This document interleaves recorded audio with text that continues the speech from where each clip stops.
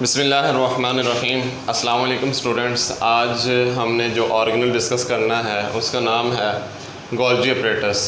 इस सब cellular structure के अंदर हम देखेंगे इसकी डेफिनेशन को, इसके अलावा इसकी डायग्राम देखेंगे और इसका स्ट्रक्चर देखते हैं और इसका फंक्शन देखेंगे और इसको डिस्कवर किसने किया उनका नाम भी देखेंगे।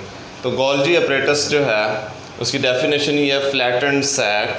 फ्लैटन कहते हैं फ्लैट चिपटा हुआ, ठीक है सर, बिल्कुल चिपटा हुआ, एक अपर सरफेस हो एक लोअर सरफेस हो और दोनों सरफेसेस राउंड अबाउट एक दूसरे के साथ हों या बिल्कुल थोड़ा सा उनके दरमियान डिस्टेंस हो, इसे कहते हैं फ्लैटेंड, ठीक है, चिपका हुआ। फ्लैटेंड सैक, सैक एक ऐसे स्ट्रक्चर को कहा जाता है जो अंदर से खाली हो, ठीक है, which are piled over each other, जो एक दूसरे के ऊपर लगे हुए हैं, जो एक दूसरे के ऊपर मिलकर एक गत्था बना रहे हैं, ठीक है, stacked over each other to form Golgi apparatus और गोल्जी कॉम्प्लेक्स। इसके दो नाम हैं, एक है गोल्जी अपरेटस और दूसरा है गोल्जी कॉम्प्लेक्स, दोनों नाम दे सकते हैं।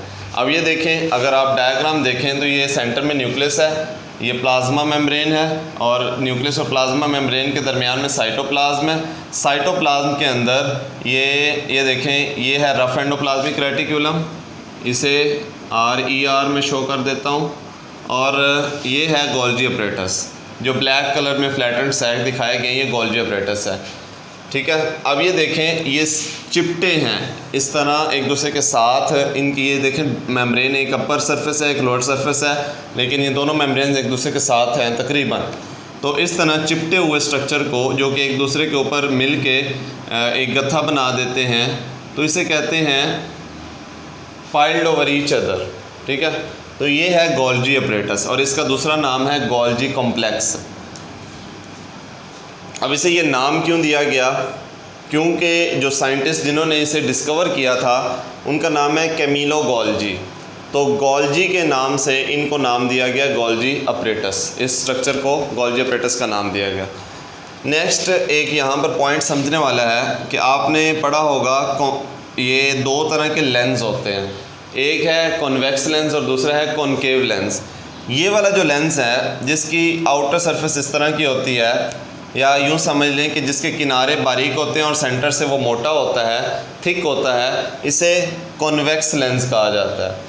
और जिसके किनारे ज़रा चौड़े होते हैं और सेंटर से वो बारीक होता है, इसे कॉनकेव लेंस कहा जाता है। अब ये देखें, कॉनकेव लेंस की जो इनर सरफेस होती है ना, ये वाली, ये इस तरह केव की तरह होती है, गार की तरह होती है। तो ये देखें, गोल्जी अपरेटस की भी ये वाली जो सरफेस है ये कॉनकेव है और जो दूसरी सरफेस है ये कॉन्वेक्स है। तो आपने ये याद रखना है कि जितने भी गोल्जी अपरेटस में ये छोटे छोटे स्ट्रक्चर्स होते हैं, ये वाले, ये यहाँ पर मैंने 4 स्ट्रक्चर शो किए हैं, इनमें हर स्ट्रक्चर की कॉन्वेक्स साइड वो न्यूक्लियस की तरफ होती है और कॉनकेव साइड प्लाज्मा मेम्ब्रेन की तरफ होती है। ये देखें, कॉन्वेक्स साइड न्यूक्लियस की तरफ है और कॉनकेव साइड प्लाज्मा मेम्ब्रेन की तरफ है, और कॉनकेव साइड से वेसिकल बन के बाहर निकलती है। अभी हम इसे डिस्कस करते हैं। अब नेक्स्ट देखें स्ट्रक्चर के बारे में कि सिस्टर्नी किसे कहा जाता है। ये देखें सिस्टर्नी, यहाँ पर एक और वर्ड हमने जो माइटोकॉन्ड्रिया में डिस्कस किया था उसे कहते हैं क्रिस्टी, उसके साथ इस नाम को मिक्सअप नहीं करना आपने। यह है सिस्टर्नी जो गोल्जी अपरेटस में हम डिस्कस कर रहे हैं, लेकिन माइटोकॉन्ड्रिया में हमने फिंगर लाइक प्रोजेक्शन जो इनर मेम्ब्रेन की होती है उसे डिस्कस किया था कि वो है क्रिस्टी। मैं यहाँ पर थोड़ा सा स्केच बना के दिखा देता हूँ कि ये माइटोकॉन्ड्रिया है और ये देखें, ये हमने जो फिंगर लाइक स्ट्रक्चर डिस्कस किया था कि ये वाला, ये डॉटेड लाइन से शो कर रहा हूँ, ये एक फिंगर, ये भी फिंगर लाइक स्ट्रक्चर है। तो ये जो इन्वेजिनेशन हुई है इसे क्रिस्टी कहा जाता है, ये माइटोकॉन्ड्रिया के अंदर है, लेकिन ये है सिस्टर्नी। ये आपने गौर से पढ़ना है जब भी इस क्वेश्चन को अटैम्प्ट करना है, और ये एक शॉर्ट क्वेश्चन है, इंपॉर्टेंट शॉर्ट क्वेश्चन है। अब ये देखें, गोल्जी अपरेटस के अंदर फॉर एग्जांपल यहाँ पर 4 स्ट्रक्चर्स हैं, ठीक है, तो ये 4 असल में सिस्टर्नी हैं। ये देखें, 1 सैक, एक सैक जो है ना पाउच लाइक स्ट्रक्चर है, एक पाउच इन अ पाइल, एक पूरे गत्थे के अंदर जो एक पाउच है, एक सैक है of Golgi apparatus is called as cisternae. तो इनमें से एक पाउच को या एक सैक लाइक स्ट्रक्चर जो कि पूरे गोल्जी अपरेटस में इसे सिस्टर्नी कहा जाता है। ये एक है, ये दूसरा, ये तीसरा, ये चौथा, 4 सिस्टर्नी यहाँ पर मैंने शो की हैं, ठीक है। अब इसका फंक्शन क्या है? फंक्शन है इनका पैकिंग ऑफ मटेरियल।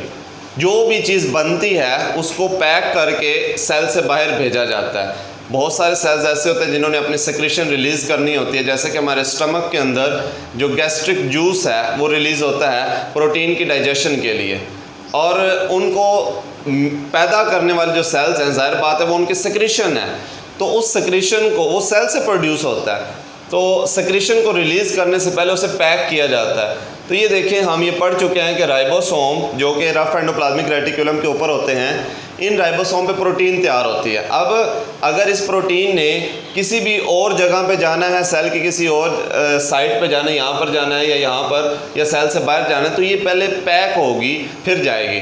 अगर पैकिंग नहीं होती, फॉर एग्जांपल कोई एंजाइम प्रोड्यूस होता है, तो एंजाइम सारे के सारे प्रोटीन इन नेचर होते हैं। अब वो एंजाइम किसी भी स्ट्रक्चर को डिस्ट्रॉय कर सकता है, तबाह कर सकता है, या किसी भी केमिकल प्रोसेस में डिस्टर्बेंस प्रोड्यूस कर सकता है। उससे बचने के लिए इसको पैक किया जाता है ताकि बाकी केमिकल रिएक्शंस को और सेल के स्ट्रक्चर्स को प्रोटेक्ट किया जा सके। अब इसकी पैकिंग के लिए यहाँ से ये प्रोटीन, ये देखें एरो के ज़रिए मैंने शो किया कि यहाँ पर जाती है गोल्जी अपरेटस के पास। गोल्जी अपरेटस की कॉन्वेक्स सरफेस के पास जाती है जो कि न्यूक्लियस की तरफ है। तो कॉन्वेक्स सरफेस से अंदर एंटर होती है वो चीज़, प्रोटीन वगैरह, और फिर इसकी पैकिंग होती है। ये यहाँ से गुजरते हुए एक सिस्टर्नी से दूसरे सिस्टर्नी, फिर तीसरे, फिर चौथे सिस्टर्नी तक ये चीज़ पहुँचती।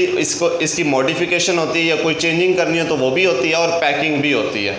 तो पैकिंग करने के बाद इसे वेजिकल की फॉर्म में थोड़ा सा सेक्रेट बाहर से अलहदा कर दिया जाता है, यहाँ से गोल्जी अपरेटस से सेपरेट कर दिया जाता है। इसे हम कहते हैं ब्लैब ऑफ, सेपरेट हो जाना, ठीक है। एक वेजिकल की फॉर्म में सेपरेट हो जाना, थैलीनुमा स्ट्रक्चर की फॉर्म में सेपरेट हो जाना, ये इसे ब्लैब ऑफ कहा जाता है। तो ये ब्लैब ऑफ होके एक वेजिकल की सूरत इख्तियार कर जाता है, जिसे कहते हैं गोल्जी वेजिकल, ठीक है। गोल्जी वेजिकल फिर अगर किसी और जगह पे इसे ट्रांसपोर्ट करना है तो ये सेल के किसी और जगह पे ट्रांसपोर्ट कर दिया जाता है, या फिर यहीं से प्लाज्मा मेम्ब्रेन से बाहर सेल के बाहर सेक्रेट कर दिया जाता है। तो इस तरह जो है, अब देखिए कोई भी फैक्ट्री है, फॉर एग्जांपल जूते वाली फैक्ट्री, कपड़े वाली फैक्ट्री, तो कपड़ा बना के एज इट इज़ मार्केट में नहीं भेज दिया जाता, बल्कि पहले उसकी पैकिंग होती है, और पैकिंग का एक सेपरेट फैक्ट्री के अंदर जोन होता है। हर चीज़ तैयार होकर वहाँ पर जाती है, जब कोई भी प्रोडक्ट तैयार होती है वो वहाँ पर जाती है पैकिंग जोन में, और वहाँ पर पैकिंग होने के बाद फिर फैक्ट्री से बाहर